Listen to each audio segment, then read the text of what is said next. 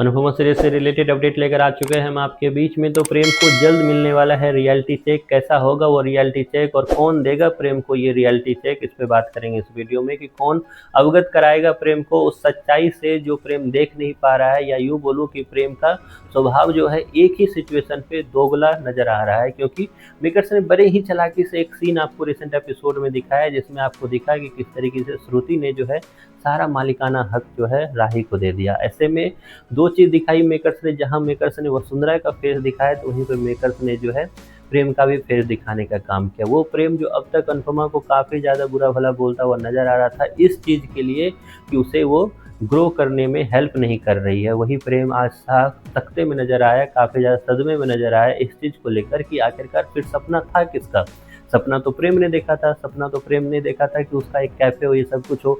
जब कैफ़े का मालिक ही प्रेम नहीं होगा, कैफ़े का मालिक अगर राही होगी, तो प्रेम ने यहाँ पर बोला क्यों नहीं? क्योंकि मेकर्स हमेशा से ये दिखाते नजर आ रहे हैं कि जो पैमाना बाकी लोगों के लिए होता है वो पैमाना अनुपमा के लिए नहीं होता है। अनुपमा के लिए वो पैमाना, वही काम अगर अनुपमा करे तो अनुपमा बहुत ज़्यादा गलत, वही काम अगर बाकी लोग करे तो उसमें वो गलत नहीं होते हैं। तो यही चीज़ को साबित करते नजर आए मेकर्स की अगर प्रेम के साथ यही चीज़ें अनुपमा ने की होती तो फिर से प्रेम वहाँ ज़्यादा गुस्सा होता। यही चीज़ें अगर राही के सामने अनुपमा ने किया होता तो अनुपमा पे भी राही बरसती नजर आती, लेकिन ना राही बरसी ना प्रेम बरसा। और सबसे ज़्यादा शॉकिंग तो ये था कि वसुंधरा कोठारी जो अब तक एक हार गिफ्ट कर रही है, एक नेकलेस गिफ्ट कर रही है श्रुति को, और वहीं पर श्रुति अगले ही पल में अपनी सारी जो कैफ़े का मालिकाना हक जो है वो राही को देती हुई नजर आ रही है।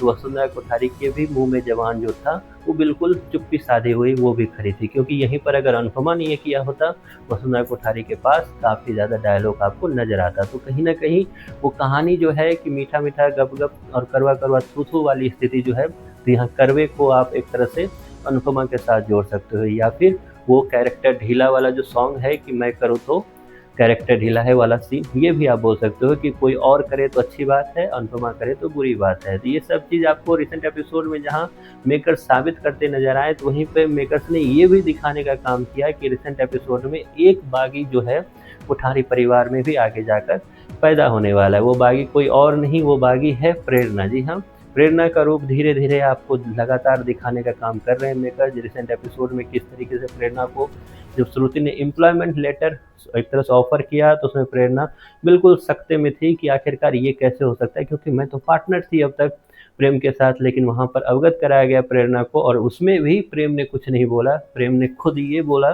कि प्रेम अब मैं मालिक नहीं, अब मैं नौकर बनता हुआ नजर आ रहा हूँ। उसको एक तरह से पूरी अच्छे तरीके से प्रेम ने लिया। वहीं पर अगर ये अनुपमा होती तो बिल्कुल अच्छे तरीके से इसे नहीं लिया जाता। लेकिन प्रेरणा यहाँ पर रुकेगी नहीं।